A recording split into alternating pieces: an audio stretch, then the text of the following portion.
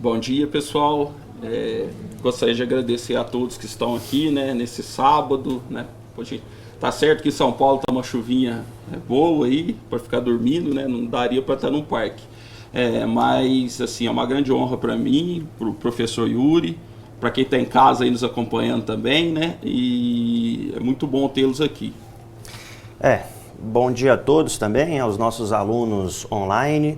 Meu nome é Yuri Pinheiro, como todos sabem, acredito, né? @YuriPPinheiro. É um prazer estar aqui com vocês para a gente conversar, descortinar um pouco esse cenário novo que reputo ser um caminho sem volta do compliance trabalhista, para muitas perspectivas, muitas funcionalidades. Uma exigência que vem sendo cada vez mais para relacionamentos com o poder público, para relacionamentos com multinacionais. Então, também com a diminuição do passivo, né, com a diminuição, na verdade, do contencioso trabalhista, as empresas e os advogados também cada vez mais precisam cuidar desse aspecto. É um campo, é um nicho novo que se abre, mas acima de tudo, além de uma oportunidade, o compliance é uma questão de humanidade.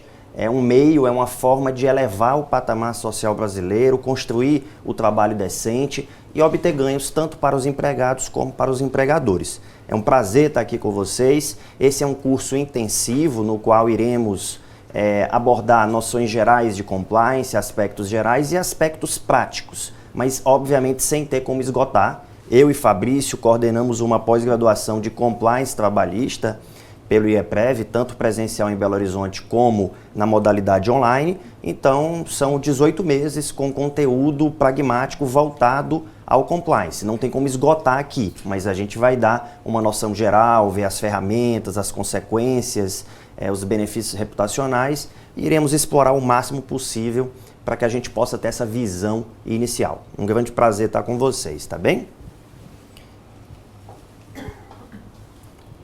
Nossos contatos aí, para quem não tem, eu acho que grande parte que está aqui por conta das redes sociais mesmo, mas se tiver alguma dúvida, se quiserem perguntar, se não entenderam algo, se quiserem algum material específico do que a gente falou aqui, se a gente tiver maior prazer, então contato pelo Instagram, eu acho que é a forma mais fácil de nos encontrar. Tudo bem, pessoal? Antes de tudo, né, a gente conversa muito sobre compliance e, honestamente, várias pessoas não sabem o que é compliance, né? Eu tinha até um slide, depois eu acabei retirando, que tinha o Zeca Pagodinho, né? Do caviar, né? Nunca vi, nem comi, só ouço falar. E assim, é algo bem usual, né? Eu, como juiz substituto, eu rodo as cidades lá do sul de Minas. E muita gente me pergunta, o que é esse bendito compliance que você fica postando toda hora? Eu não sei do que se trata, nunca ouvi falar, quer dizer, já ouvi falar, mas não entendo, né? E assim, o início de tudo não é o compliance especificamente. O início de tudo é a governança corporativa.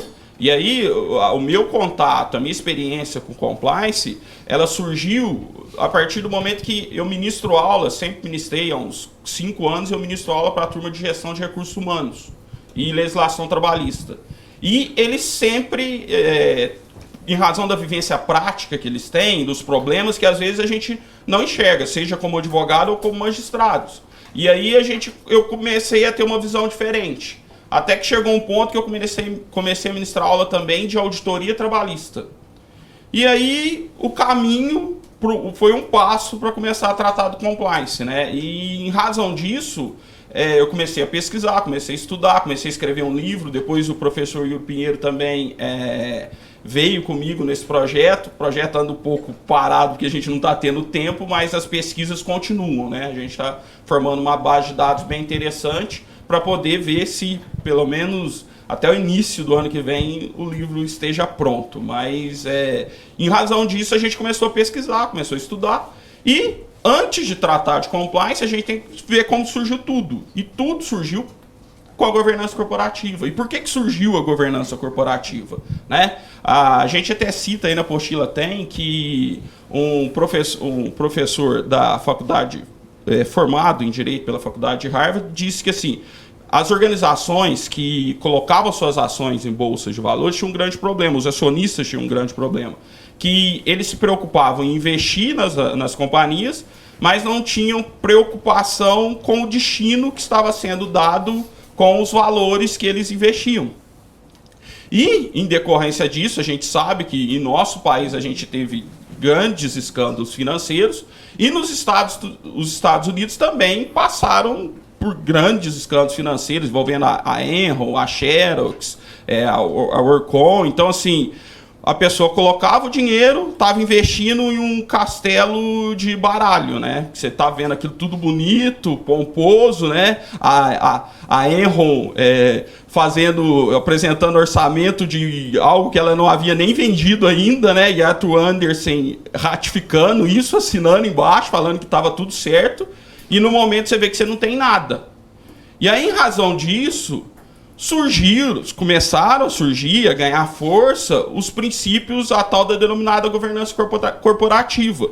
Para justamente o quê? Para que as companhias não se preocupassem apenas em receber valores e investir esses valores. Não, elas teriam que ter uma preocupação com quem estivesse investindo na companhia. E também uma preocupação com os setores públicos, né? Preocupação com todos aqueles com os quais ela possuísse relacionamento. Inclusive os funcionários. Então, a partir desse momento, as empresas começaram a ter uma preocupação em valorizar a sua integridade, se apresentar como uma companhia confiável, né? Porque às vezes muitos se preocupam com o número. Tá rendendo, tá dando dinheiro, beleza, eu vou investir. Só que a gente viu que isso não era suficiente, né? As empresas, para demonstrarem que de fato tinham potencial para receber esses investimentos, elas deveriam algo a mais, não cumprir apenas a legislação. E a governança corporativa, em um primeiro momento, ela surge como autorregulamentação. O que isso quer dizer? É porque eu quero me organizar, eu quero deixar minhas contas em dias, eu quero ser transparente, para que eu atraia cada vez mais investidores, né? Eu não sou obrigado. A gente vai ver que nesse ponto aqui no Brasil, o compliance já está vindo um pouco a contragosto, né? Eu sou obrigado. Isso já é algo que não é tão legal, não é tão bacana uma empresa querer fazer compliance porque ela é obrigada, não porque ela quer. Isso é uma diferença gigantesca de concepção e uma diferença gigantesca porque o que a gente quer falar aqui, o que a gente quer transmitir nessa aula, né? Porque nós somos juízes do trabalho tratando de compliance trabalhista.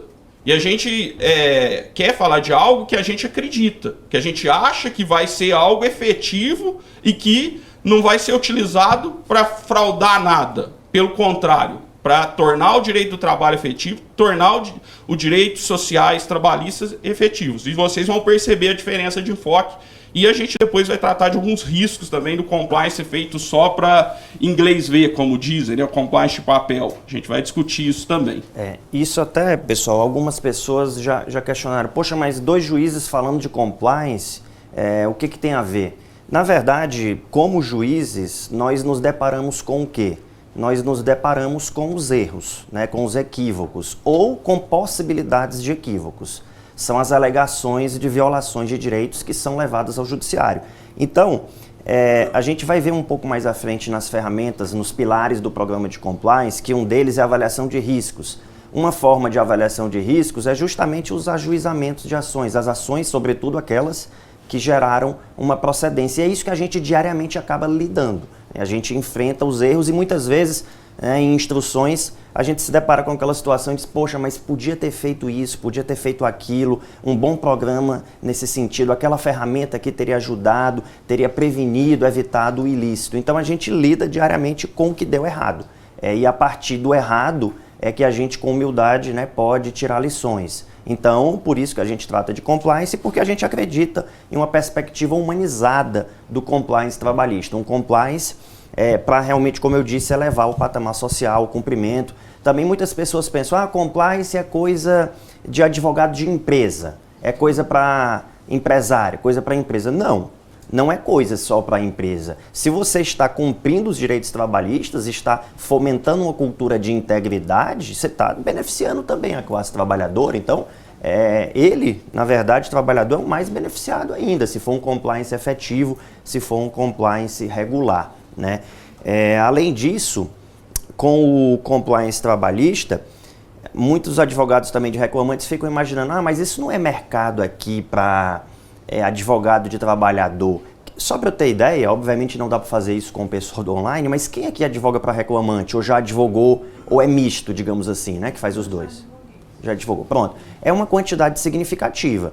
E aí, às vezes, o advogado de reclamante fica pensando, mas isso aqui, como que eu vou trabalhar com isso? Eu sempre fui do lado do reclamante. Não é questão de lado. Você exerceu o direito constitucional de representar, de patrocinar os interesses de alguém, uma prerrogativa. Isso tem que ser exercido.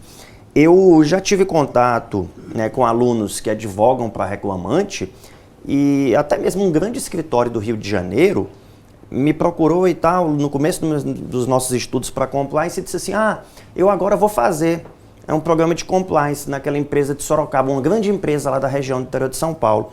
Eu até já passei na comarca de Sorocaba. Aí eu fiquei assim, poxa, mas você no começo, antes de estudar e me aprofundar, mas você não é justamente quem patrocina mais os reclamantes? Ela disse assim, é justamente por isso, porque eles disseram que a minha criatividade é infinita de tentar arranjar problema trabalhista.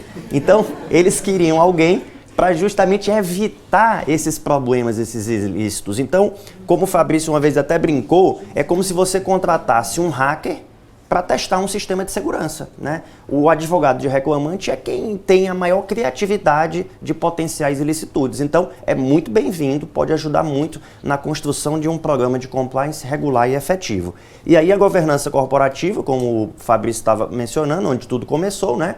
Governança corporativa é o governo de uma corporação. Toda corporação, todo ente, toda instituição tem que ser bem administrada. Então, por que não nas entidades privadas, sobretudo com a responsabilidade social? E aí também, um breve parêntese, né, um insight, sem entrar em aspectos políticos, que a gente nunca vai dar opinião político-partidária aqui, isso não convém, não é o momento, o palco, não é oportuno nem adequado. Mas a gente vive o retorno de algumas ideias neoliberais. Por isso também que o compliance tem que ter uma visão humanizada. E o compliance assume também uma grande importância porque com o neoliberalismo, o que a gente tem? O enxugamento do Estado, né, e a delegação de atividades que estavam para o Estado aos particulares. Então, as empresas assumem novos campos, novos protagonismos, mas com isso advém também novas responsabilidades. É uma entidade privada, mas com algumas responsabilidades públicas. E aqui alguns deveres passam a ser exigidos, sob pena de haver um prejuízo reputacional, né? Os princípios da governança corporativa, então, eu vou deixar com o Fabrício, porque ele gosta de falar todos aqui em inglês, tá? A pronúncia dele é muito boa, de nativo. Nada disso, né? Tem até um slide aqui, ele é todo em inglês, eu falo, eu não traduzo porque eu já raciocino em inglês, então não tem problema, não precisa de tradução. Mas assim, então, decorrente, primeiro, governança corporativa, em um primeiro momento, ela surgiu como modelo de gestão das empresas. Só que a gente veio para um outro caminho, que é o combate à corrupção. Hoje, o compliance é muito ligado ao combate à corrupção, né? Mas não só isso. E por isso que eu vejo que o compliance hoje, ele é um caminho sem volta. Por mais que a gente tenha uma tendência liberalizante ou talvez até de flexibilização das relações trabalhistas, eu acho que para as questões relacionadas ao compliance, isso não vai acabar nunca, porque a bandeira dele é o combate à corrupção. E no Brasil hoje a gente sabe que a bandeira do combate à corrupção é algo muito latente. E aí, seguindo aqui, a gente coloca aqui nos slides, a governança corporativa ela tem como fundamento 4 princípios. O primeiro é a transparência da gestão da companhia em relação a todos aqueles com os quais ela mantém relação, né, que aí são chamados os tais dos stakeholders, né, que são todos que têm relacionamento com a empresa.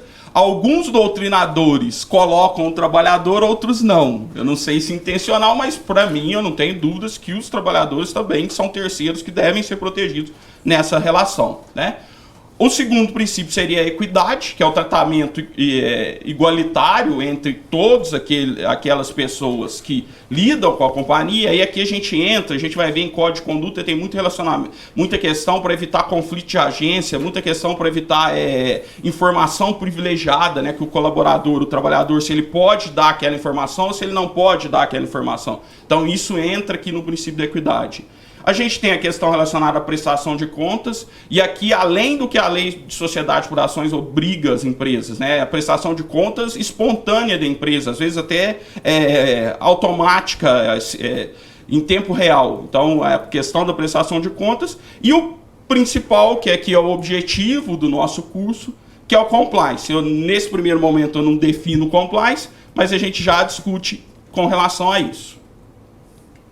A gente tem no nosso país alguns marcos legais relacionados ao compliance e ao combate à corrupção, né?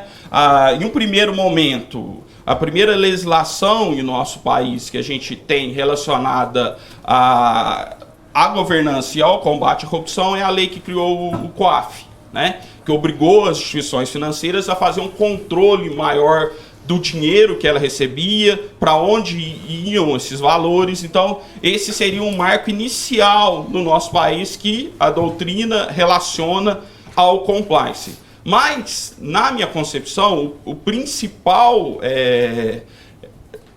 ordenamento, a principal legislação que trouxe o compliance de uma vez para o nosso país foi a Lei de Combate à Corrupção lá de 2013, né?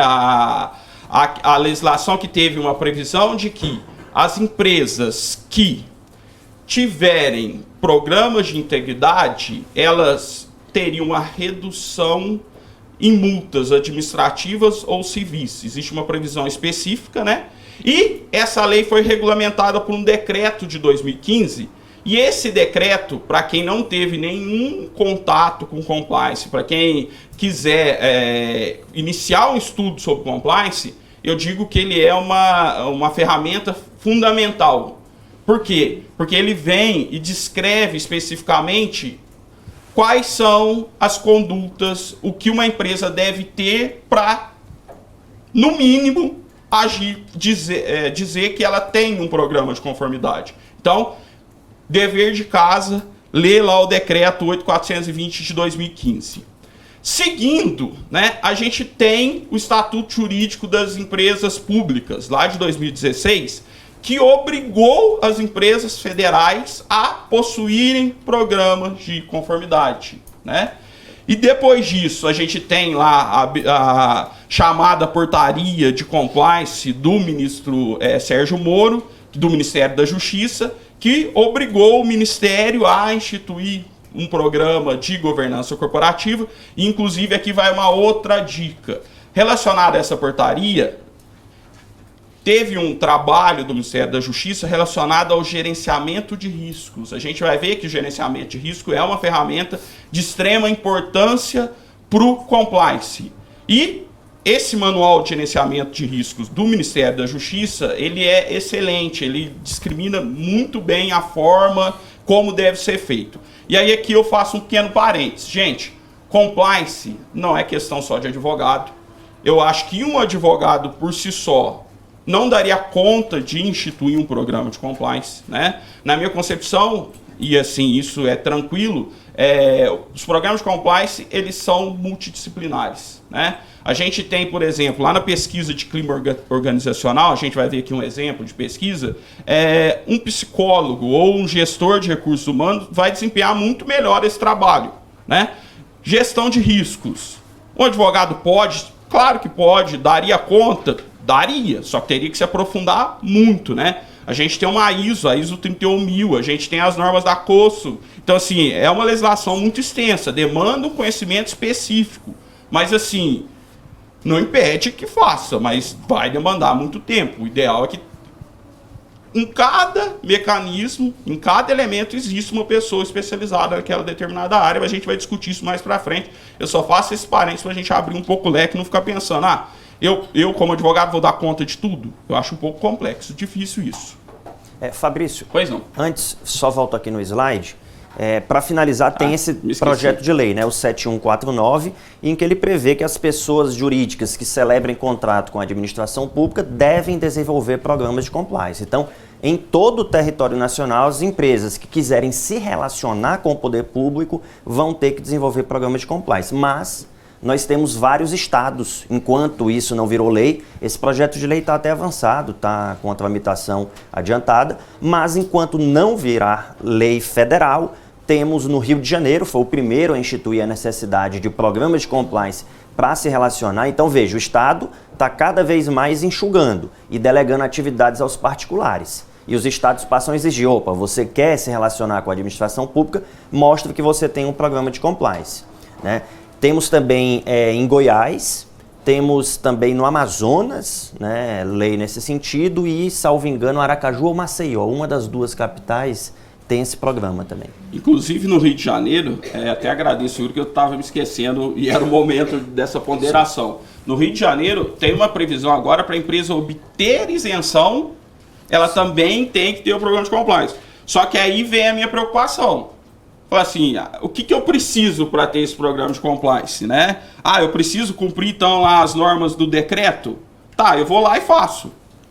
Mas não é isso. Não é porque eu sou obrigado que uma empresa tem que instituir um programa de compliance. Já começa errado um compliance dessa forma. Infelizmente, a empresa vai ter problemas. A gente vai ver exemplos aqui de compliance mal formulado e reflexos disso, né? Então, assim, é o que a gente acaba percebendo que muitas empresas estão tendo essa preocupação. Aí depois a gente discute outras questões. Eu trouxe aqui uma definição do decreto 8.420, para vocês terem uma ideia de como ele acaba sendo autoexplicativo e ajuda bastante o estudo, com relação ao que seria o programa de integridade. Eu vou fazer a leitura dele, não costumo ficar lendo slide, mas eu acho que é importante porque a gente depois vai trabalhar com relação a esses conceitos, ver questões práticas desse conceito. A gente até, peço desculpa, a gente tem que ter um viés doutrinário e não prático no momento, porque tem pessoas aqui que não tiveram nenhum contato com compliance, outros já têm uma experiência maior, mas a gente tenta dar uma aprofundada em questões práticas também sobre o viés trabalhista, não se preocupe.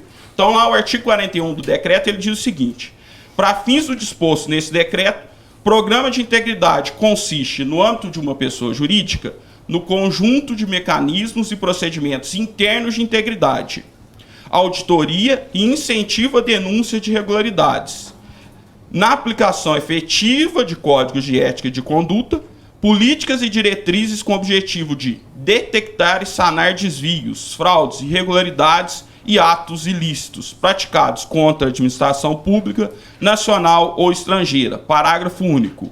O programa de integridade deve ser estruturado, aplicado e atualizado de acordo com as características e riscos atuais das atividades de cada pessoa jurídica, a qual, por sua vez, deve garantir o constante aprimoramento, a adaptação do referido programa, visando garantir sua efetividade.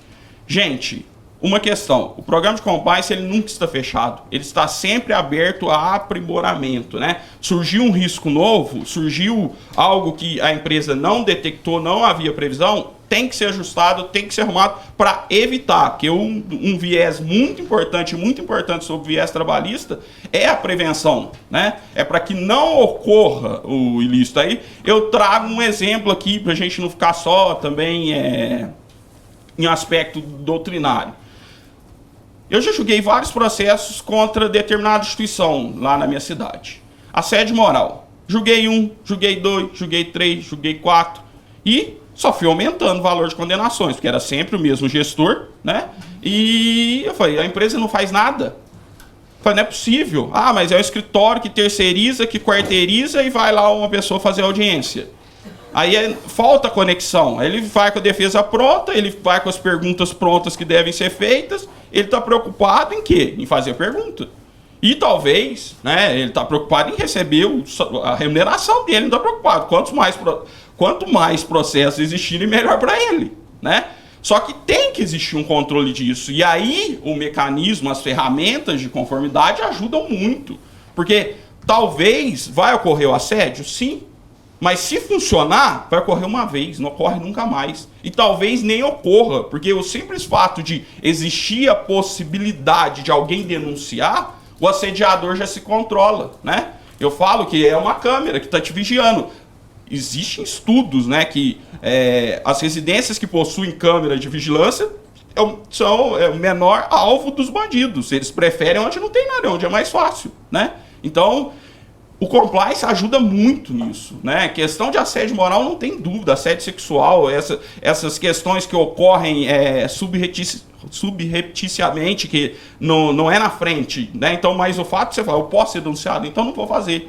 Então, é muito fácil, e eu falo que é muito fácil para um advogado vender essa figura do compliance, explicar a importância para a empresa instituir, né? A gente vai ver a questão de custo, se compensa ou não compensa, mas assim, na nossa concepção não tem dúvidas que o programa de compliance, ele é muito bom, né? Se ele for implementado de uma forma efetiva, ele só vai trazer benefícios para as empresas, mas assim, aí a gente discute mais para frente essas questões. E você falou dessas questões, né? O Fabrício começa falando essa parte, depois a gente inverte, eu vou fazendo só apontamentos agora. Você falou dessas questões de evitar, né? De ser um mecanismo de inibir a ocorrência de ilícito. Agora, uma outra consequência também, se acontecer o ilícito, ocorreu um assédio moral, vou precisar arbitrar dano moral. Já vem o compliance sendo considerado como um mecanismo de avaliação no arbitramento de danos morais, porque se é uma empresa que tem um programa de compliance efetivo, se ela realmente, né, pune aquele gestor hierárquico que eventualmente venha assediar um funcionário, mas se passou um assédio, apesar do programa acabou passando, eu não posso levar em consideração na fixação do dano moral o mesmo valor de uma empresa que não mostra qualquer interesse. Se ela tem essa preocupação, institui um programa e aplica corretamente, mas passou porque, enfim, não tem como controlar o superior hierárquico de que faça algumas condutas, ele pode fazer de maneira velada, como geralmente é, ou subreptícia, que é a palavra que você gosta, né? Então, difícil sair, mas eu gosto. Então, é um critério também, é uma outra faceta, uma outra consequência que o compliance gera, né? E aí o nosso Mr. Bean. Mas antes do Mr. Bean, só um outro parênteses, que foi bom a parte do professor Uri, que eu havia me esquecendo de falar para vocês. A distinção, isso está até aí no material de vocês, de pessoas que falam que programa de integridade seria exclusivo de combate à corrupção. Exclusivamente para o combate à corrupção. E compliance seria mais abrangente. Assim, a gente não faz essa distinção, várias pessoas não fazem essa distinção. Para a gente seria uma tradução literal, compliance, programa de compliance, programa de integridade. Na nossa concepção, isso é um corte metodológico que a gente faz, né? Vocês podem estudar, vão ver outros locais que falam de forma diferente. Mas assim, para a gente pode ser utilizado como sinônimo. Até porque, para redigir algo, você ficar com compliance, aí você não tem sinônimo, né? Então, a gente já usa integridade, compliance para questão de redação. E isso a gente faz esse recorte aí no material de vocês. E aí aqui a gente vem nosso amigo aí, para descontrair um pouco, né? Porque a nossa aula é bem... acaba sendo um pouco pesada, tirando os exemplos. Existe compliance trabalhista? Eu fiz essa brincadeira lá na nossa pós-graduação, na aula, não na aula inaugural, mas na minha primeira aula, eu falei, isso aqui foi uma pegadinha, a gente estava brincando com todos vocês, podem ir embora, não existe compliance trabalhista, né? Então acabou o curso, aí quem estiver em casa aí já pode desligar o vídeo que já acabou. Brincadeiras à parte, gente, a gente já viu pessoas sérias, pessoas que se aprofundam no estudo de compliance, dizendo que isso não existe.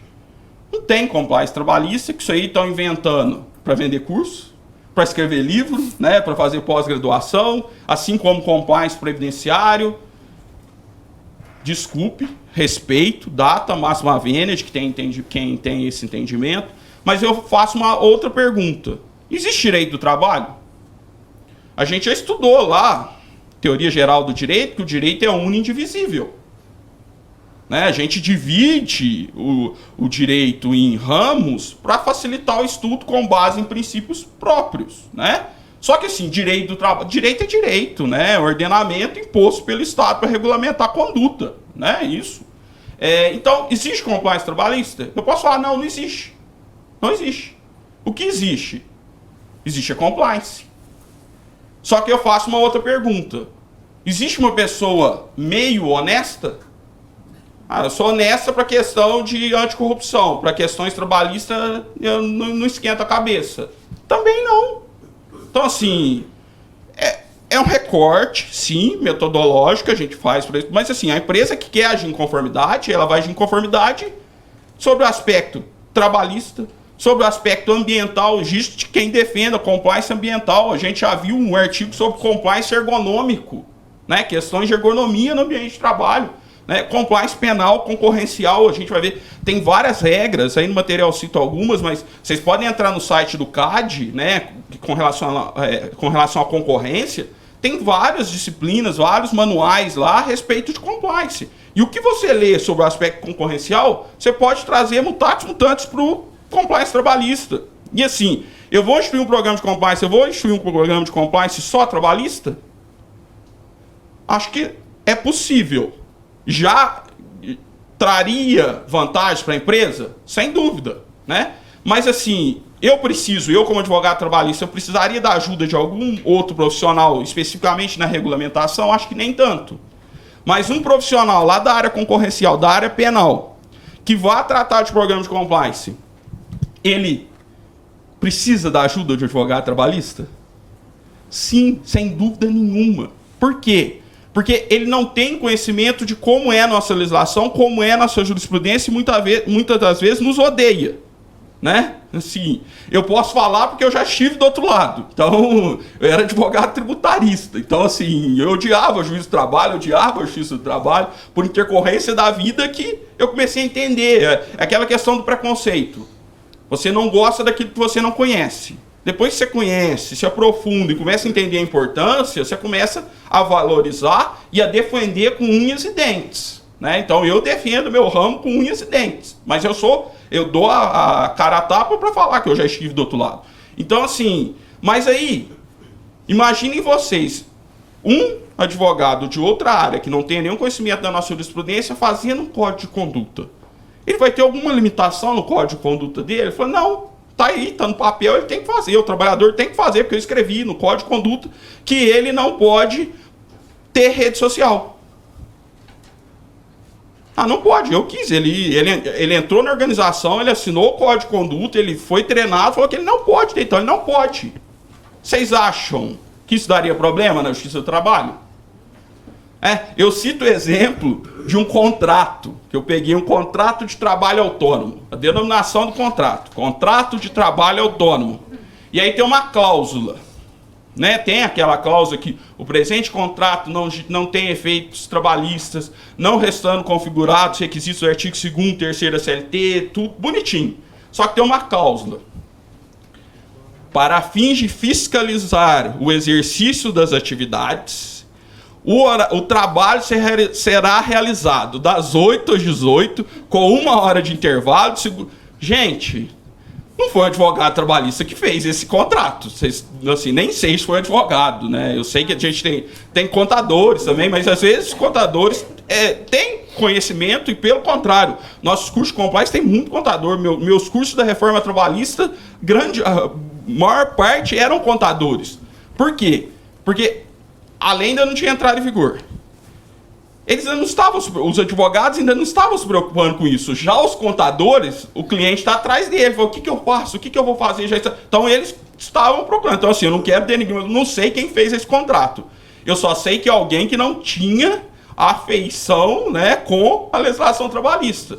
E aí eu fico imaginando um programa de compliance deixando de lado a questão trabalhista. Eu acho que isso é indissolúvel, né? Então eu bato muito na questão do compliance trabalhista. Fabrício, também só uma parte aí. Esse contexto aí do existe compliance trabalhista é porque teve uma postagem no Instagram que viralizou e era justamente defendendo que não há compliance trabalhista, porque compliance é uma coisa só, é conformidade em qualquer das suas áreas. Mas aí, como você colocou, o direito também é uno, indivisível, é uma coisa só. Mas existem, para fins, né, tanto acadêmicos quanto pedagógicos, existem algumas divisões. E é engraçado que realmente o compliance surgiu nessa área criminal pelos escândalos de corrupção, então veio essa onda, esse movimento todo.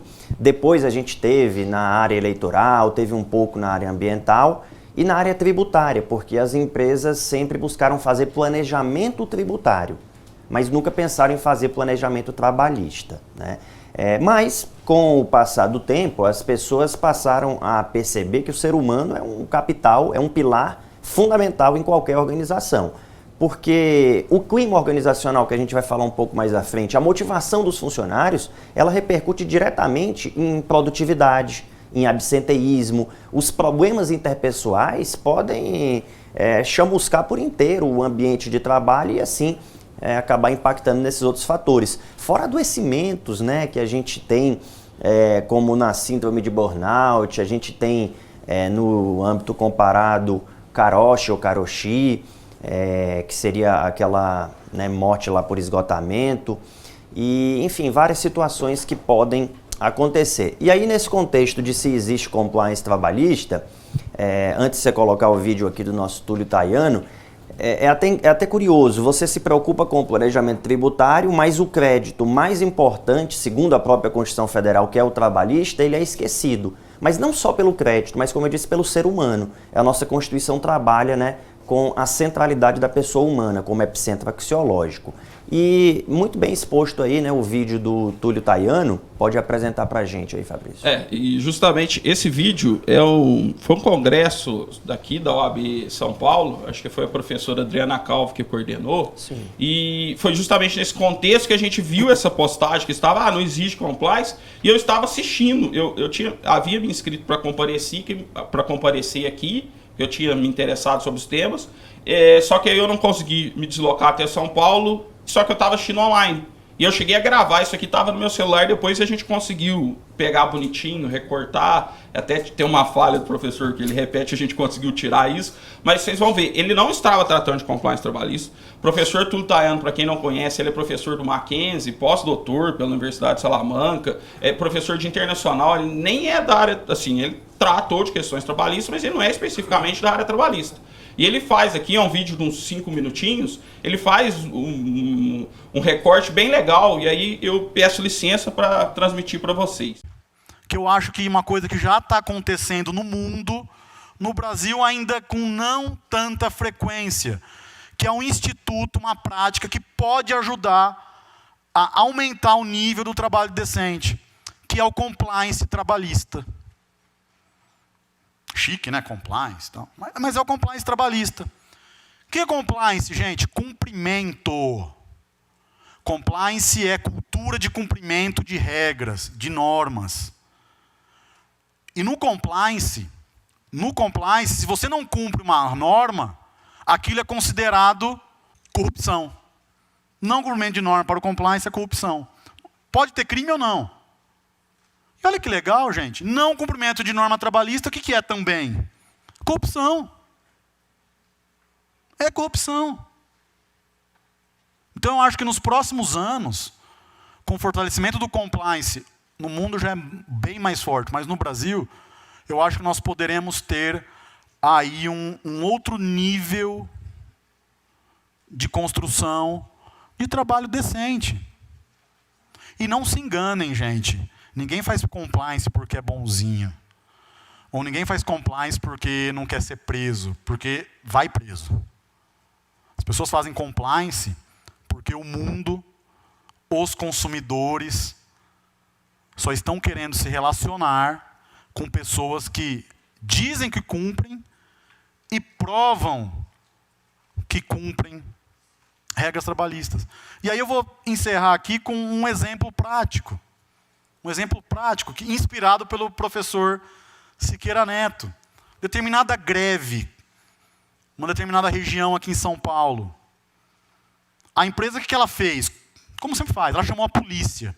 E uma dirigente sindical foi presa pela polícia. Foi algemada, foi de camburão. Simplesmente por estar em frente à empresa com uma bandeira e com um panfleto na mão. Chegou na delegacia, o delegado falou, pelo amor de Deus, já estou terminando, pelo amor de Deus, libera essa mulher. Aí, enfim, sobrou abuso de autoridade para o policial, enfim, está rodando. E aí, o que acontece todos os anos, sempre nas greves? Tem greve, tem abuso da empresa, acaba a greve, e a vida continua por isso mesmo. Nesse ano, não. Vamos educar. De que maneira? Ação de prática antissindical. A ação foi distribuída, caiu numa das varas lá da...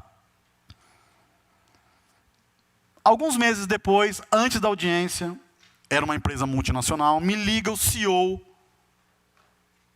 da empresa.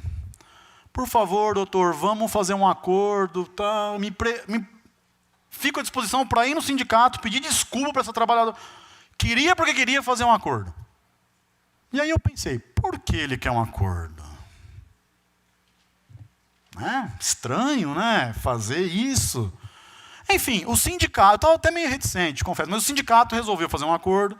Por quê? Ficou com o celular do CEO, resolveu os problemas que tinha, a relação melhorou muito, o diálogo social se fortaleceu. Mas aí, eu acabei verificando qual era o desespero para esse acordo. Compliance. Quando você tenta um financiamento internacional, eles vão pedir todas as certidões para as empresas. E no Brasil a gente sabe que reclamação trabalhista, toda empresa tem. Não adianta. Né? Mas o compliance pegou. Ato antissindical, isso no mundo, gente, é uma violação coletiva de direitos humanos. Não vai acontecer o financiamento. Perceberam? Ou seja, essa questão do compliance trabalhista, eu acho que, não no curto prazo, mas no médio prazo, pode ser uma saída para ajudar a construção do trabalho decente. Tá bom? Muito obrigado a todos e a todas. E, mais uma vez, deixo o meu abraço a todos os presentes, na pessoa da minha vice-coordenadora, doutora Silvia Merges. Boa tarde a todos. Gente, é importante essa fala dele, e até para a gente perceber, essa instituição financeira multinacional, ela tinha um compliance de mentira? Só de papelzinho lá, só para ter o regulamento? Não, era um compliance de verdade que investigou e viu que não poderia conceder o que daria problemas. Poderia existir problemas de ordem reputacional para a imagem da empresa. Então, assim, a gente tem que tomar muito cuidado. E eu cito o exemplo também de um advogado lá de Varginha. Eu sou de Varginha, terra do ET. Eu me formei aqui em São Paulo, no Largo de São Francisco, mas eu voltei para Varginha, continuo morando lá. E, assim, um advogado que acompanha nossas aulas, ele estava falando: Fabrício, eu fui procurado por 2 empresas lá do Vale da Eletrônica, Santa Rita do Sapucaí, inclusive eu estou atuando lá esse mês. Empresa pequena, mas que desenvolveu um produto que tem interesse para exportação. E que eles perderam o contrato de exportação, por quê? Porque não tinham programa de compliance. E aqui já vai um parênteses, gente. Escritório de advocacia, vocês vão oferecer programa de compliance? Vocês têm programa de compliance no escritório de vocês? Onde existir mais do que uma pessoa trabalhando, teoricamente já é possível existir. Então você vai oferecer compliance, mas você está em compliance? Porque a orientação que você vai dar para o cliente de vocês, a gente vai ver no relacionamento com terceiros, contrato mais duradouro, a empresa também tem que ter compliance, né? E tem que ser compliance efetivo. Por quê? Porque senão você vai estar trazendo problema para você que pode denegrir a imagem da sua empresa. Então, assim, já comecem assim, já querem... Fala, nunca fiz nenhum programa? Quem sabe? Já começa pelo seu escritório, né? E depois forneça o serviço a terceiros. E aqui, naquela questão de melhoria da imagem, né, melhoria da reputação, o que o compliance pode trazer de benefício para a empresa, eu trago essa telinha aqui, não sei se todos estão conseguindo enxergar. Vocês sabem o que é isso aqui? É uma pesquisa de mercado, né? Uma pesquisa de mercado de uma agência de publicidade, de marketing. E olha lá o que eles estão preocupados em saber em relação aos seus consumidores ou potenciais consumidores. Eu negritei o primeiro lá, ó. Respeitar direitos humanos e seguir as regulamentações. Se isso, para mim, como consumidor, isso seria importante ou não seria importante, né? Aí tem outras questões, sinceridade, preservação da saúde, comércio justo, aí vem com relação de responsabilidade ambiental, né? Aí o outro, salários justos para os trabalhadores, né? Então, se eu tenho preocupação, a gente sabe que nem todos se preocupam com isso. Tem consumidor que quer saber do quê? Preço. Tem outro consumidor que quer saber do quê? Preço e qualidade. Só que hoje a gente tem um novo consumidor que ele não quer saber só de preço e qualidade. Ele quer saber de responsabilidade socioambiental. Eu não vou comprar produto de qualquer empresa, de empresa que tem trabalho escravo, né? Eu cito o exemplo de um colega da faculdade que ele não comia no McDonald's, que ele estava fazendo o quê? Não, eu tô estimulando o imperialismo norte-americano, então eu não como no McDonald's. Assim, não, a gente não vai chegar a esse extremo, mas a gente sabe que o consumidor está cada vez mais responsável. Nossos filhos, as crianças, hoje em dia nas escolas, eles estão cada vez mais se conscientizando, né? De que a gente não está aqui só para tirar o máximo possível em detrimento a qualquer custo, né? É uma concepção, eu sei que no momento, na conjuntura atual que a gente vive é um pouco complexa, um pouco difícil, mas assim, em âmbito internacional, não tem o que fazer, né? A gente sabe, o nosso país, se ele quiser, nesse momento de crise, se inserir no mercado ou se fortalecer internacionalmente, a gente tem que se preocupar com certas coisas. Não é desregulamentando tudo que a gente vai resolver nosso problema. Pelo contrário, tem empresas que não vão importar mais da gente porque a gente está precarizando, que a gente está piorando, que a gente está... Aí eu não vou falar muita coisa, senão vocês me batem depois. Não, mas e nesse contexto também, Fabrício, que você está falando, recentemente mesmo eu tive em Manhattan e peguei um metrô lá e tinha um anúncio no meio do metrô. Ah, você está sofrendo violações, assédios no seu trabalho? Denuncie. Eu vi seu post, você colocou no Instagram. Denuncie, tirei lá a foto de dentro do metrô mesmo. Denuncie o Departamento de Proteção ao Consumidor e aos Trabalhadores. Até engraçado, lá existe um departamento conjunto de consumidores e trabalhadores. E tanto consumidor como trabalhador envolve pessoas, em tese, né, vulneráveis. E aí existe um departamento específico para isso. A gente tem algumas perspectivas aí de, digamos assim, um certo relativismo trabalhista, mas na prática não tem se mostrado tão acentuado por enquanto como se imaginava. Houve alteração na NR1, NR2 foi revogada, NR12 sofreu algumas alterações, mas muito tímidas. Se achava até que iria acabar por completo a NR12, né? Que é aquela que fala do princípio da falha segura, segurança em máquinas, etc. E não foi bem assim. Ontem tivemos sancionada a Declaração de Direitos da Liberdade Econômica, também se achava que poderia ser avassalador, a questão de domingos, feriados e muitas outras coisas, não foi bem assim. Foram alterações tímidas, se comparado com o que se anunciava. Claro, tem alguns impactos, né? Nós tivemos a questão da dispensa de registro de ponto para empresas com até 20 e não mais 10 empregados, o ponto por exceção. Tem uma previsão lá no artigo 3º, inciso 2, que gera também alguns impactos, mas nada assim tão significativo. Tem uma previsão que pode gerar impacto na execução trabalhista, que só o patrimônio da empresa responde pela dívida, mas o artigo 28, parágrafo 5º do CDC continua, então acho que não alterou especificamente. A gente fez até um post ontem sobre essa questão. Não foi tão avançado assim, graças a Deus, né? Mas é algo sim a ficar atento aí. Gente, aí eu até faço um parênteses, aproveitando também a fala do professor Yuri. Vocês aqui são advogados trabalhistas. Para quem quer imaginar algo de compliance, de conformidade, para uma empresa, é vantajoso ter controle de ponto ou não ter controle de ponto? Vamos tratar da questão trabalhista específica. Para uma empresa, é melhor ela ter um controle de ponto por exceção ou ela ter um controle de ponto efetivo com o horário que o trabalhador está efetivamente desempenhando? A primeira impressão é dizer assim, é melhor não ter essa preocupação, né? Melhor não... Pra quê? Se eu não preciso ter, por que ter, né? Quem está em sala de audiência, está vendo o contexto e sabe como que é feita a prova, né? Eu não tenho dúvidas. Se o controle de ponto é o controle de ponto efetivo, real, é muito melhor ter o controle, porque senão você vai deixar isso nas mãos de quem, gente? De testemunha? Assim, Aí vai pro samba do crioulo doido, né? Sim, então, e não ter é pior.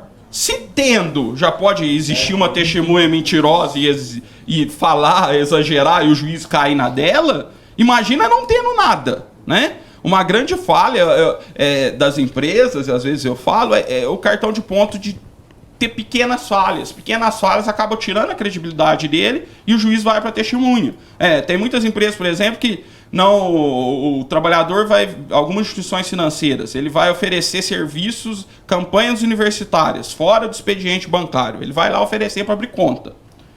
Registram esse ponto? Geralmente não. Eu sei que o preposto fala que não registra. Depois compensa. Mas como que compensa algo que não registrou? Isso já é um elemento para invalidar aquele registro. E aí o juiz fica na mão de quem? Na mão de testemunha. E aí é o que vai ser agora, né? Se o controle de ponto é por exceção, aí você chega, não, nunca fez hora extra, então não tem nenhum registro. Não, tem hora extra em um mês, aí vai ter controle britânico por exceção. Eu já estou vendo a jurisprudência, né?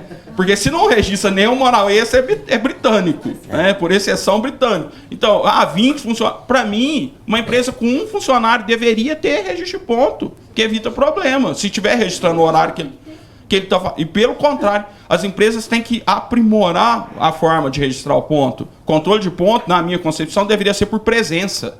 Entrou na empresa, saiu da empresa, porque aí evita aquela, registrei e voltei a trabalhar. Fala, não tem jeito. Só entra na empresa por essa portaria e por essa catraca. Só se ele quebrou o vidro e entrou. Que aí não tem mais esse problema. Que aí não vai, se tem testemunha que fala mentira, não vai ter jeito, né? O juiz vai lá, faça uma inspeção para ver se tem jeito de entrar de outra forma na empresa. E, Fabrício, até um outro parêntese também, né? As pessoas às vezes se preocupam, mas será que não vai mesmo acabar com a justiça do trabalho? Será que esse ramo trabalhista não vai acabar? Olha, assim, o nome da justiça que vai julgar um conflito de empregado e empregador pode mudar. Isso aí está sujeito mesmo a opções políticas, em que pese, né, a discussão da constitucionalidade e também discussões no âmbito internacional. Mas o nome pode mudar, né? Agora, o conflito capital e trabalho, enquanto nós vivermos em uma sociedade capitalista, esse conflito vai existir e vai ser preciso alguém para julgar isso. E alguém, principalmente, para trabalhar isso preventivamente, né? Que é o compliance trabalhista. Agora, o nome da justiça, isso pode alterar, mas esse conflito é permanente. A não ser que nós venhamos a viver, o que é muito comum se falar, né? Não, porque os comunistas, né? E a gente vive uma situação hoje delicada demais, que você pode falar qualquer coisa, né? Ou você é coxinha ou mortadela, se você falar alguma coisa. Se eu criticar a reforma trabalhista no meu Instagram, critiquei um artigo, rapidinho tá lá um comentário. Comunista, petista, laboratório de PT e não sei o quê. Aí se eu elogio uma coisa que veio com a reforma trabalhista, e tem coisa ali que dá para elogiar sim, tem coisa que na minha opinião é positiva, eu concordo com uma coisa ou outra ali, tá? Eu até discordo de muitos, eu diria ali que cerca de 80% eu discordo e 20% eu concordo, mas tem coisas positivas que merecem elogios. Quando eu falo, fascista, nazista, peraí, mas foi ontem eu era comunista, hoje eu sou fascista, a gente vive a polarização, não pode ter opinião, não pode exercer juízo crítico, isso é que é preocupante, é você não poder exercer juízo crítico, senão ser taxado de A ou de B. Essa polarização é triste. Essa polarização chega até aqui, né? Advogado de reclamante e advogado de reclamada. Tem um auditor fiscal do trabalho que até fala sobre essa polarização e ele faz uma ilustração muito bacana que é a seguinte: se eu escrever um 9 aqui embaixo, no chão, se eu colocar aqui um 9 e eu perguntar para vocês, imaginem eu escrevendo um 9 no chão, e eu perguntar que número é esse, vocês vão dizer que é 6, e para mim é 9. E você está certa e eu estou certo também. É tudo uma questão de perspectiva, né? Então, assim, essa polarização é complicada demais. Sim, nesse aspecto, eu não sei se vocês já chegaram a ver, eu sempre falo do risco de testemunhas, né? Que eu falo, testemunha é qualidade, não é quantidade. E quanto mais testemunha se ouve em um processo trabalhista, mais o risco de existir uma contradição, e talvez uma contradição que não seja verdadeira, né? Que é a concepção. Tem um filme, o Rashomon, não sei se vocês já viram, tem no YouTube, procura. É um assassinato, só que para uma pessoa é um assassinato e mostra, para outra é um suicídio, e para a pessoa que morreu é outra coisa. Então, assim, e é o mesmo fato. Então a gente tem que tomar cuidado, a gente tem que ter essa sensibilidade, né? E saber, a gente tem que estar aberto e estar preparado, né? Eu como juiz, a gente fala, o juiz não pode prejulgar, né? Essa semana eu estava com um processo, eu li inicial, falei, esse processo é improcedente, né? Esses pedidos são improcedentes, né? Aí eu vi duas testemunhas do autor. Falei, esses pedidos são improcedentes. Aí na hora que eu passei a palavra para o advogado do reclamado, com as testemunhas do reclamante. Fez questão de ouvir. Aí na hora que ele... Não, ele foi ouvir do reclamante. Aí ele foi... Aí começou. Mudou. Entendi. Aí na hora que ele trouxe as dele, acabou, sepultou, procedente. Foi... Assim, a gente tem que ter... Mas aí a experiência, eu acho que... calma, tranquilidade, com o tempo... A gente também não pode ficar muito, eu falo para os advogados, não desconfia muito do juiz. Às vezes o juiz, ele tá, né, não quer passar a perna em ninguém. Ele quer tentar fazer justiça. Mas tem gente que não... Vai ouvir, doutor? É aquela pergunta, vai ouvir? Vou. Aí, tem certeza? Tem. Aí sempre vem um complemento no final. Eu avisei, né? É sempre assim, não adianta. Gente, aí aqui uma outra telinha, condições seguras de trabalho, para vocês verem. O consumidor, tem consumidor preocupado com isso? Tem consumidor que não usa cosméticos que foram testados em animais. E tem consumidores que não vão adquirir produtos que, por exemplo, estiverem nessa lista. Eu não sei se vocês chegaram a ver essa lista. Ela circulou na época da Páscoa. Inclusive, foi um colega nosso, juiz do trabalho, que foi quem colocou isso nas redes sociais, que ele que tirou desse site, Rodrigo Trindade, lá do Sul. Isso aqui era uma relação de empresas com questões trabalhistas, né? Seria um ranking, não aqui no Brasil, né? Às vezes é porque a produção do cacau, vocês sabem, né? Acaba na África, acaba às vezes, em alguns casos, utilizando mão de obra infantil. E isso aqui foi divulgado. Não tem consumidores que vão deixar de adquirir produtos dessas empresas que estão ali no vermelhinho?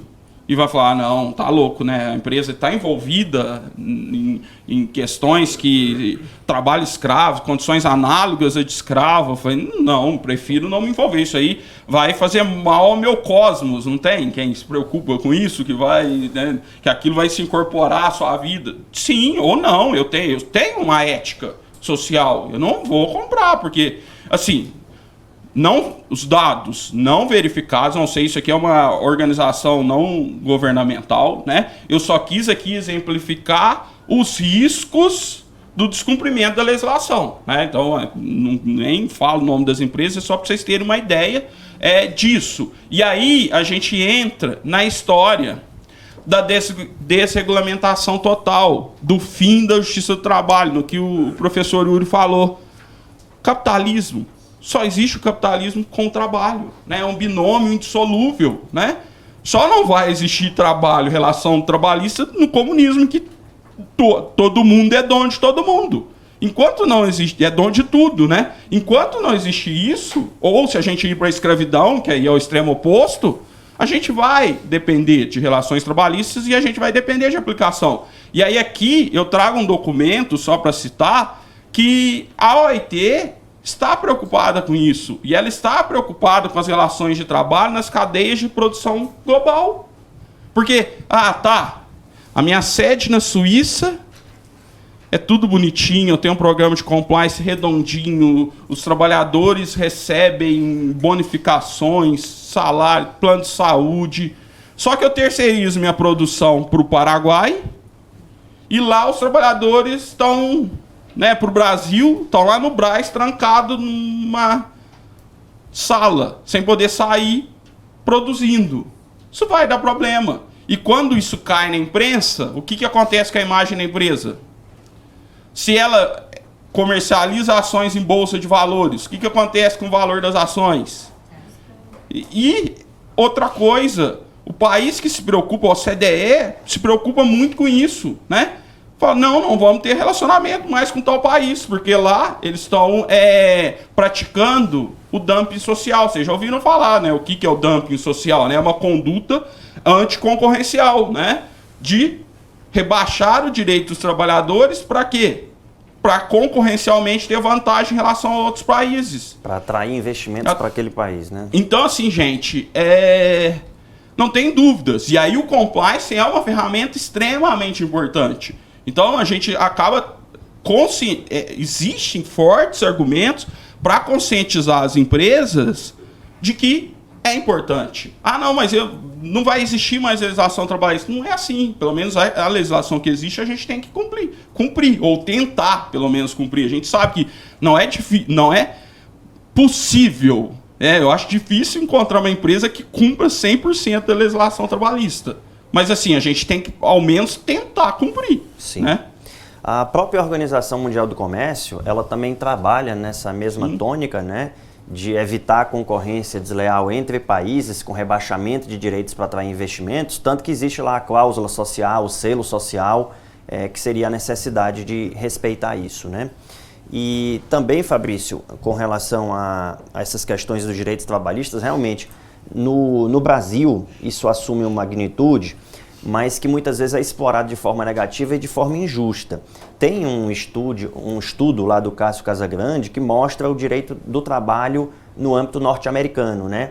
E você tem lá no âmbito norte-americano legislações em cada estado. Não há uma legislação federal, então cada estado regula de uma forma diversa e existem muitas normas. Inclusive a Califórnia agora previu que motorista de Uber é empregado e tem que ter os direitos trabalhistas. Se isso fosse já aqui no Brasil em vez da Califórnia, seria, porque na verdade, né, uma onda comunista baixou em cima do espírito do Congresso Nacional e por aí vai. Mas não é assim. E realmente o direito do trabalho é fruto do capitalismo, tem que ter isso. E um detalhe importante, não sei se vocês sabem, existe um livro que é uma compilação de informações trabalhistas de vários países do mundo.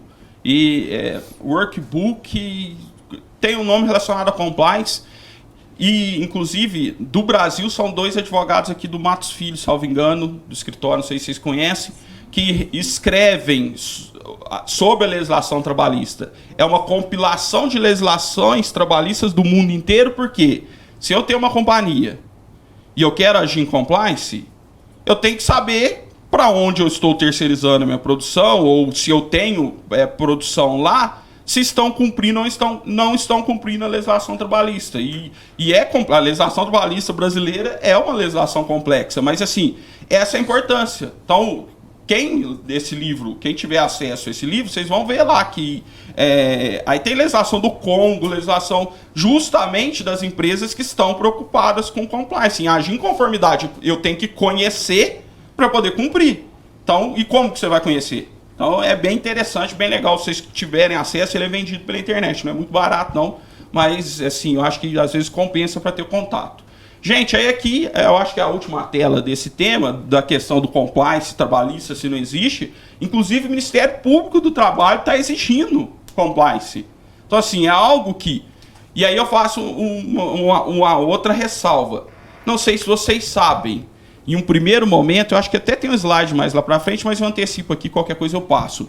Em um primeiro momento, compliance foi visto, ainda é visto por alguns que têm, às vezes, um preconceito, como inimigo da legislação trabalhista, como inimigo do trabalhador. Por quê? Como eu disse para vocês, a questão da integridade ela surgiu para combater a corrupção. E aí, combater a corrupção a qualquer preço, inclusive intervindo na esfera de direitos fundamentais dos trabalhadores, impondo limites, por exemplo, não pode ter perfil na rede social. Então, assim, qual é o ponto? Qual é o limite disso? E aí tem ressalva, o Luiz Carlos Moura, advogado aqui, inclusive professor na nossa pós, ele demonstra essa preocupação, né, assim, não de preconceito, ele conhece muito bem o que está falando, só que existe esse risco, sim, de falar, eu tenho poder empregatício, eu faço o que eu quiser, eu quero proibir, tá lá, é meu código de conduta, você quer trabalhar aqui, você trabalha, você não quer, você tem que ter tal política religiosa, né? Você não pode ter política religiosa, você não pode, assim, sim, num primeiro momento existe esse risco, mas se for um compliance verdadeiro, você estiver preocupado com as relações trabalhistas, você já não vai cometer esses erros. E aí o compliance ele vai ser muito melhor do que pior, né? Eu até falo, aí vendendo o nosso peixe, que o compliance trabalhista seria como o cavalo de Troia. Por que cavalo de Troia? Porque o cavalo de Troia, a empresa, o empresário, a organização, ela vai resolver agir em compliance, em conformidade. E ela vai cumprir a legislação trabalhista porque ela quer ou porque ela é obrigada? Não, porque eu quero. Então muda o enfoque. É a mesma coisa quando eu estudava para o concurso. Pô, estudar para concurso obrigado, ler livro obrigado, já não é tão legal.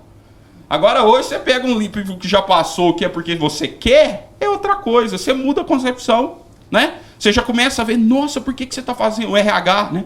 Por que você está fazendo isso? Isso está errado. Mas não porque você está preocupado porque vai ser punido, que vai ser autuado, que vai ter ação na justiça do trabalho. Não, é porque está errado e a gente quer fazer o certo. Então muda a concepção. Isso é importante, isso é o bonito do compliance, né? Professor Pepe Chaves, não sei se vocês conhecem, é desembargador do nosso TRT e ele tem várias teses bem interessantes, inclusive em relação ao direito informática, desenvolvimento tecnológico, indústria 4.0, princípio da... Qual que é o princípio lá que ele criou? Foi a criação dele. Da conexão. Da conexão, criador... E assim, inclusive anunciou a aposentadoria dele essa semana. Ontem, né? Ontem, no TRT de Minas. Ele é uma das pessoas que está tratando de compliance. E assim, tem um viés assim, bem...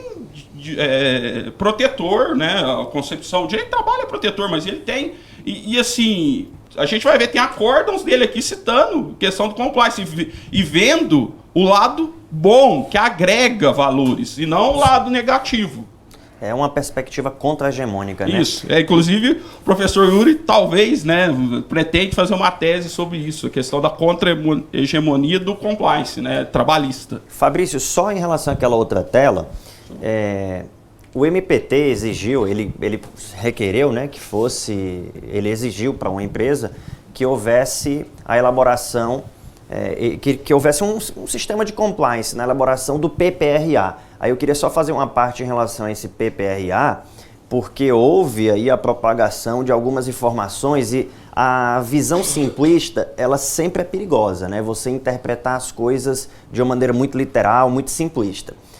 Com a alteração lá da ANR, para empresas de nível 1 e 2, não haveria mais a necessidade de PPRA e PCMSO, tá? Só que a norma diz o seguinte, as empresas de nível 1 e 2 que não apresentem riscos ergonômicos estão dispensadas de PPRA. Que empresa não apresenta risco ergonômico?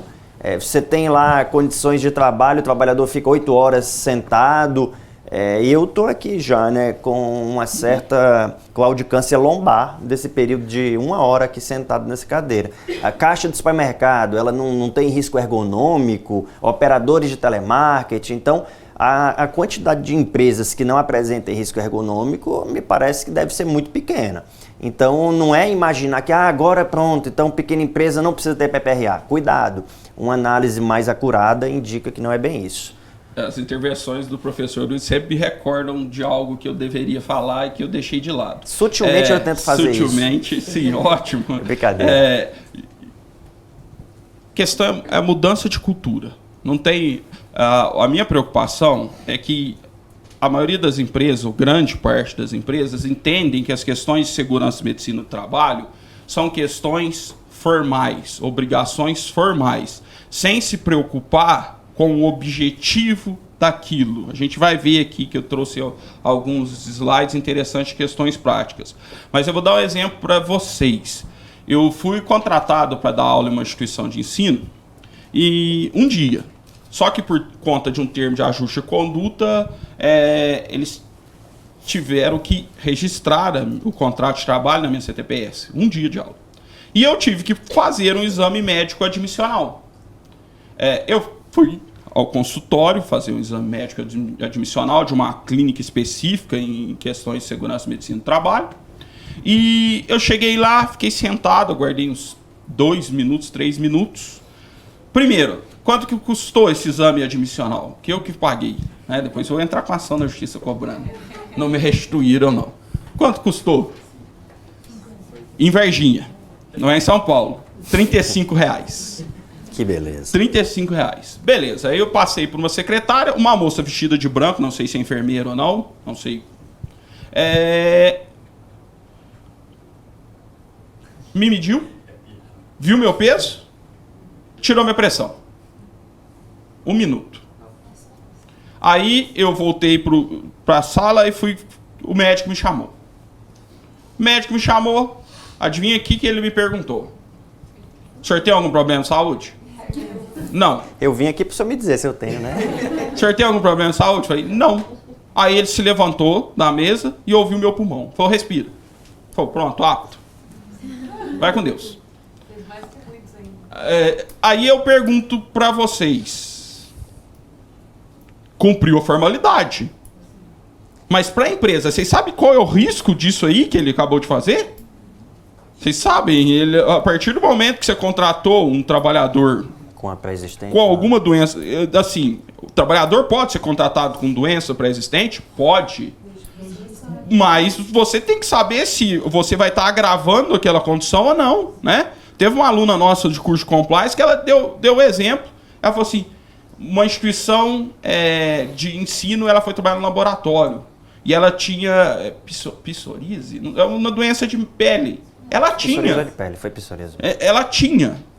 Foi contratada com isso. Só que não constou nada no exame admissional. Aí começou a trabalhar com produto químico. Agravou. Foi pro INSS. Adivinha?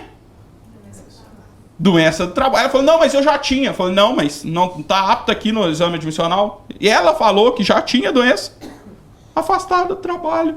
E assim, e aí eu falo, comigo, outro exemplo meu, eu dava aula numa instituição de ensino lá na minha cidade, na hora do intervalo, fomos para a sala dos professores, e aí chegaram e falaram pra gente, ó, vocês têm que ir lá na sala tal, porque estão fazendo exame periódico. Adivinha como era o exame periódico? Chega lá e assina e vai embora. Assina e vai embora, só assinamos. Assim, é para isso que serve o exame periódico, gente? Vocês sabem qual que é o risco? Será que o empregador, o proprietário, o gestor, o diretor de uma empresa sabe qual que é o risco que ele corre de um trabalhador estar se adoecendo no trabalho? Né? Eu já peguei alguns processos que já existe o risco do ruído. Então tá lá, o profissional recebe adicional de insalubridade que não é possível neutralizar, já recebe, só que está fazendo o exame periódico. E sabe o que o exame periódico está acusando? Está ficando surdo. Tá ficando surdo, tá ficando surdo, tá ficando surdo, tá ficando surdo. E aí, de repente, o que acontece? Ele é dispensado. O que ele vai fazer? Vai entrar com ação. E aí mostra isso, vai cumprir a formalidade. Ah, não, tem que fazer o periódico, mas tem que fazer para quê, gente? É para isso? É só para ter um papelzinho lá, se a fiscalização chegar, para você comprovar que fez? Lógico que não, né? É mudança de concepção. Pô, tá ficando surdo? Vamos mudar, vamos ver o que faz, né? Só que infelizmente, não é assim que raciocinam, que pensam. Vamos acabar com a burocracia. Só que acabar com a burocracia implica em quê?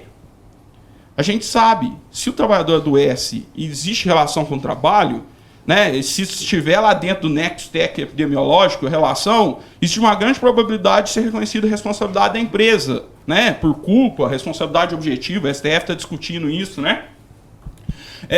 E se reconhece a responsabilidade, dano moral, às vezes dano estético, às vezes pensionamento, às vezes ação regressiva da Procuradoria-Geral da Fazenda Nacional. Assim, o molho sai muito mais caro que o peixe, né? A ausência, a preocupação. Então, assim, aí a conformidade, o compliance, se uma empresa é ciente das obrigações e sabe o porquê existem aquelas obrigações, o risco vai minimizar muito.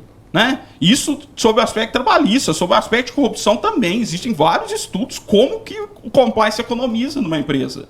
Só que aí é a mudança de concepção. E é isso que a gente defende, e é para isso que a gente está tratando muito de compliance. Então, eu acho que a gente plantar essa sementinha em vocês já é um bom começo. E é bem interessante, eu já dei aula para empresário e todo mundo concorda. Porque aí parece que aí começa a enxergar com outros olhos, né? No primeiro momento é meio reticente, fica, não, mas... Aí você explica e começa a raciocinar. Foi verdade. Não, é verdade. E às vezes já aconteceu com ele, só que ele não enxergou. Eu falo do limpo jurídico previdenciário, que é outra situação, que as empresas estão suportando um ônus gigantesco. Eu falei, gente, Vocês têm que se preocupar com o trabalhador que está no limbo. Fala para ele, ó, se tiver algum problema, eu arrumo um advogado para você, eu te levo no INSS, eu te levo o médico do trabalho para te dar o laudo que você precisar, porque senão depois essa conta cai para a empresa. Sim. Então não fica, não, se vira, né? Ninguém recorreu. Não, vamos ajudar, porque depois a conta vai cair para a empresa. Professor. Na verdade, era só para ilustrar também que às vezes a gente tem uma condenação decorrente de acidente de trabalho, a falta desse cuidado que você está falando, e tem uma condenação que numa média, numa pequena empresa, fecha a empresa. Já aconteceu várias vezes. Eu não tive esse dissabor, porque eu imagino que para o juiz deve ser uma coisa que deve ferir um pouco o íntimo, né?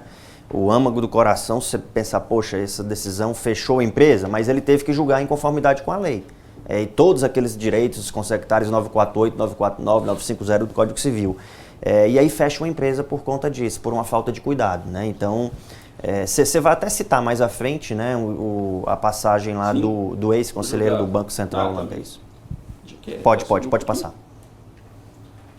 Gente, aí aqui a gente vai, né, no tripé dos programas de compliance, né? Para que existe, né, programas de compliance? Primeira coisa, prevenção. Segunda, detecção. E terceira, para remediação, né? Assim, só que assim, o ideal seria prevenir, para não acontecer o risco. Então, um programa de compliance ele é feito para que, com base nos riscos, que a gente vai ver na gestão de riscos, com base nos riscos, para que não ocorram os riscos previstos. Mas se ocorrer, o que a gente tem que fazer? A gente tem que detectar. Inclusive, é aquela questão do brigadeiro gourmet, né? O professor Rafael Lara também, ele é vice-presidente da Comissão Nacional de Compliance da OAB, ele também está no nosso projeto do livro. E ele, em uma aula, ele deu um exemplo, assim, ó, muitos dizem que o compliance seria a gourmetização da consultoria, da auditoria, né? Que queria um nome bonito para você vender um produto mais caro. Aí ele fala, é como brigadeiro gourmet. O brigadeiro antes ele custava R$1, era pequenininho. Aí depois fala, não, chocolate é belga, né? Raspas de limão siciliano. Não, essa aí disse que ele me xingou, falou que ele não falou que tinha raspas de limão siciliano, não. Foi para dar um caráter genuíno para você. E aumentou um pouquinho do tamanho, de R$1 ele passou para 15, para R$10. É isso? Não é isso. A gente sabe, inclusive um presidente, ex-presidente do Banco Volkswagen, ele faz uma analogia bem interessante com o veículo, entre o que seria o compliance e o que seria a auditoria, né? Ele falou, ó, o compliance em um carro, ele seria o manual do carro. Você fala, ó, a cada tantos quilômetros você tem que trocar o óleo, você tem que calibrar o pneu a tantas libras, você tem... E a auditoria, o monitoramento, seria aquela luzinha que acende lá no painel. Fala assim, ó, o óleo está dando problema, a água está dando problema. Então, a auditoria verifica, então aí entra na detecção. O compliance, ele regulamenta para evitar que aquilo ocorra. Mas isso aconteceu, né? E aí a gente prossegue. A gente fala que a manutenção preventiva seria... Não, a revisão periódica seria a consultoria, né? E o judiciário trabalhista seria o mecânico, né? Aí não funcionou, aí foi para o judiciário trabalhista. Mas assim, brincadeiras à parte, dá para a gente ter uma visão bem legal disso. Só que a gente vai ver que em relação a certos riscos, tem certos riscos que não tem como. São riscos que a companhia tem que assumir. Eu vou dar um exemplo, trabalhista. Tem como você eliminar o adicional de periculosidade num frentista do posto de combustível?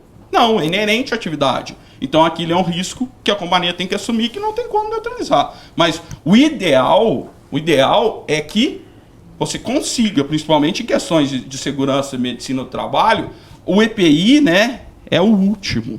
Né? O EPI é paliativo. Mas no Brasil é tratado como se fosse assim a coisa, não, mas eu tinha EPI, né? Como se fosse o suficiente. E até na leitura das NRs, quem já estudou a NR, eu falo isso porque a gente tem um módulo que é específico da análise das principais disposições de normas regulamentadoras. EPI é o último mecanismo de segurança de um trabalhador. Mas você pensa que não, eu dava EPI. E aí você trabalha com a lógica de monetização da saúde. E assim, é curioso também, porque isso está um pouco na própria cultura do trabalhador, muitas vezes o trabalhador que recebe salário baixo, né? Porque ele pensa assim, não, eu prefiro estar num ambiente insalubre e periculoso, porque eu vou receber o adicional de periculosidade e insalubridade.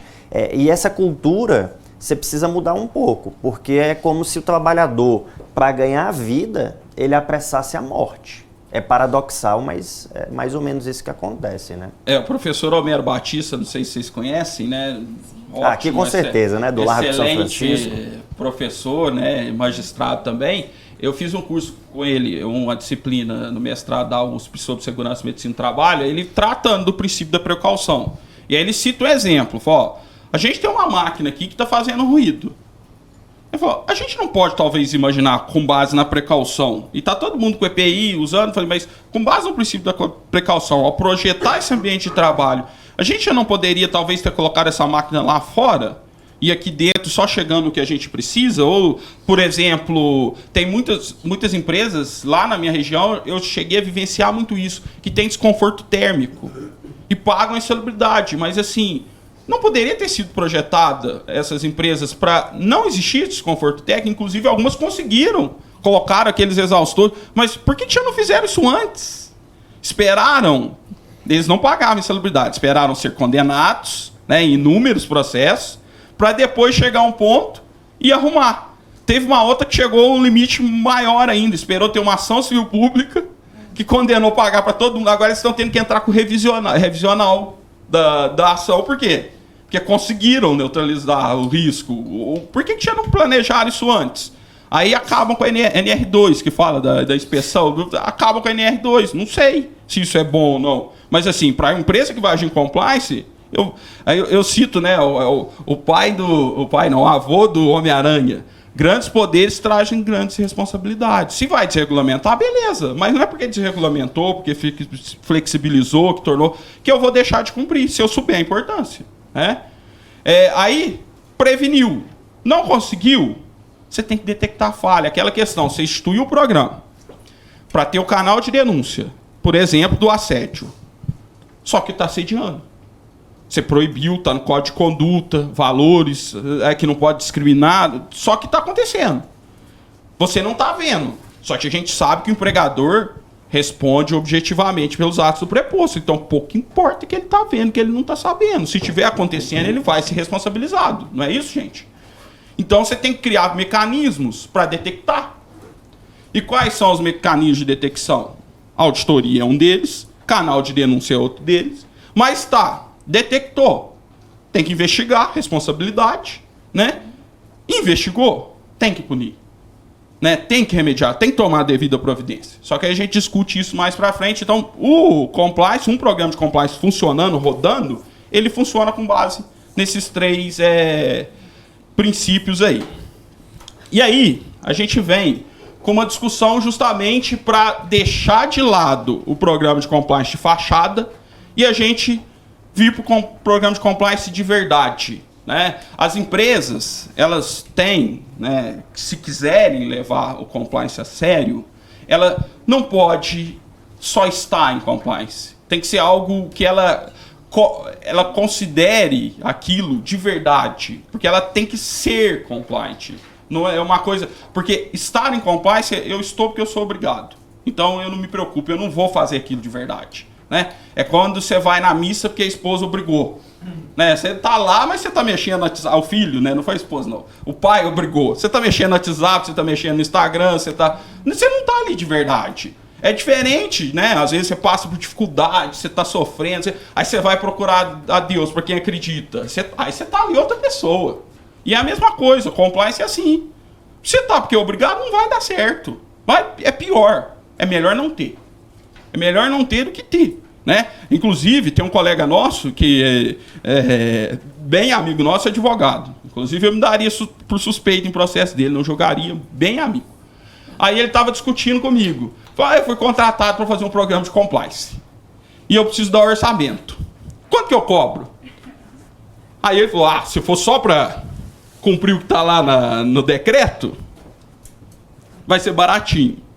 Mas se for para ser um compliance de verdade, vai ser uma fortuna. Uma empresa com 1.500 funcionários, né? Você precisa treinamento. A gente vai ver treinamento. Vai ter que ser EAD, à distância, não dá para ser terceirizada. Como que você vai? Tem cidade que tem um funcionário. Então, é bem complexo.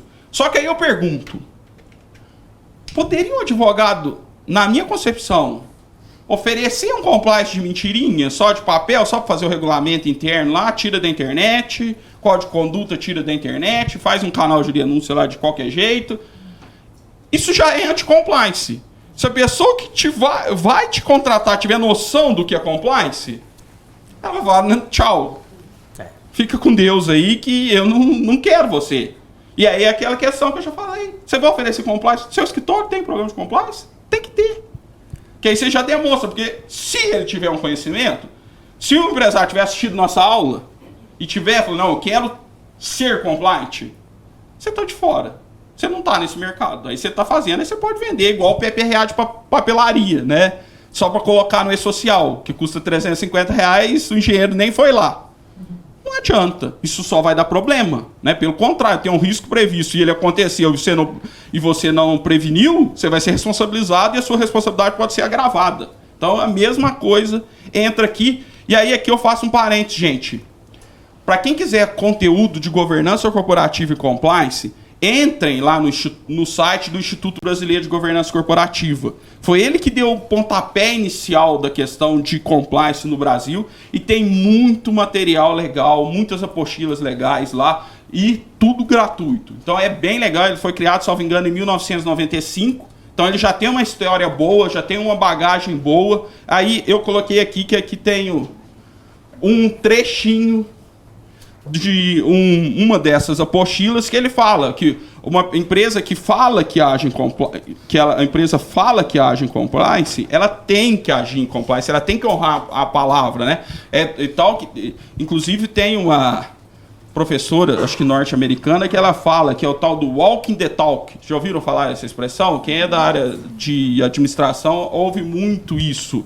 Que não é aquele faço o que eu falo, não faço o que eu faço. É o inverso. O walking the talk é eu vivo o que eu estou falando, eu acredito no que eu estou falando. E o compliance tem que ser dessa forma. Você tem que acreditar. Porque senão não vai funcionar. Vai ser só para inglês ver, vai ser só. E aí depois pode ser mais caro. Tem acórdão já de tribunal regional, que a gente vai mostrar um pouco mais à frente aí. Que a empresa, né, supostamente tinha missão, valores... Foi sentença. Foi sentença, né? Teria integridade, mas, na verdade, ela agia em desconformidade, na prática. E aí a reparação, né, o arbitramento de danos morais foi elevado, foi colocado acima por conta disso. Gente, vamos fazer uma pausinha pro café. A gente volta daqui 15 minutos, 20 minutos, no máximo estourando. Acho que 10, 15 minutinhos tá bom, né? O nosso tempo é bem corrido, tá bom? Um abraço para quem tá assistindo a gente em casa aí. Logo a gente volta. Até logo.